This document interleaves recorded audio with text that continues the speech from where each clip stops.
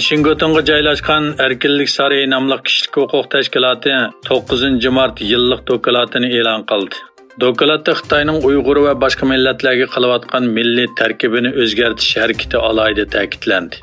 Xitoy hukumati paydo qilayotgan milliy tarkiblarni o'zgartirish harakati davlat hokimiyatini dastak qilgan holda milliy nopis qurilmasini va milliy madaniyatni vayron qilish shaklida davom qilib kelmoqda hamda bolalar muhim qurbonlikqa aylanib qolgan. Yüz minglagan Uyg'ur bola ota-onasidan ayrilib yotoqlik maktablarga ayvatilgan. Erkinlik saroyining raisi Michael Abramovich 2022-yil dunyo miqyosida demokratiya va erkinlikning chekinishiga sabab bo'lgan bir necha dunyoviy omilni tilga oldi. Shu qatorda Xitoyning koronavirusini kontrol qilishga choralarni bahona qilgan holda bu jihatdagi bostirishni texmi yuqori pallaga elib chiqqanligi alohida eskartildi. 1933-yili Sharq Turkistonda e'lon qilingan Xotan hukumat qurilganligining 90 yilligi munosabati bilan Istanbulda yig'in o'tkazildi. Taklimakan Uyg'ur nashriyati va Uyg'ur tadqiqot markazi 11 mart Istanbulda Xotan islom hukumati qurilganligining 90 yillik munosabati bilan o'tkazilgan yig'inga akademiklar, tadqiqotchilar va ommaviy tashkilotlarning vakillari qatnashdi. Tadqiqotchi va jurnalist Asad Sulaymon Muhammad Imom Bug'roning Sharq Turkiston milliy inqilobi tarixida tushuntirilmagan 3 tugun mavzuliq maqolasi bilan Sharq Turkiston inqilobi tarixidagi bir qism muhim masalalarni boshqa tarixiy hujjatlarga asosan oydinlashtirib berdi.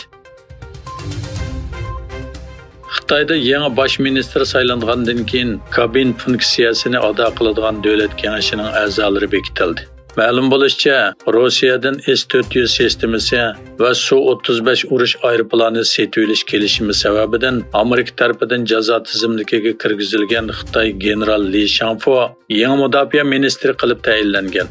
Diqqat qilishga arziydigani shuki, Li Shangfu Xitoy bilan Amerika munosabati eng keskin bo'layotgan bir paytda davlat mudofaa ministri bo'lgan.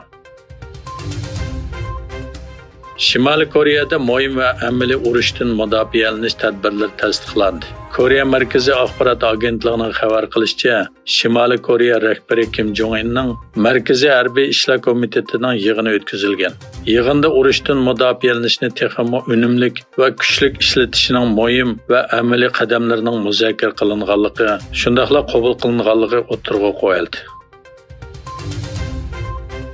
Egilishicha, Rossiya Hindiston hamkorligida qurilgan Berahmus olam qatnashi shirkati Hindiston dengiz armiyasidan 2 milliard 500 million dollarlik boshqariladigan bomba zakaz qabul qilishga tayyorlik qilmoqda ekan.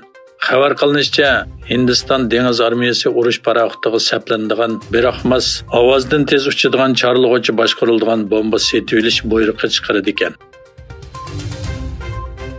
Saudiya Arabiston tashqi ishlar ministri Faysal bin Farhan Eron bilan diplomatik munosabatni asliga keltirish kelishimi barliq masalalarning hal qilinganligidan derak bermaydi dedi. Ikki davlat o'rtasida hosil qilingan kelishim 10 mart Eron, Saudiya Arabiston va Xitoyning birlashma bayonoti bilan e'lon qilingan edi.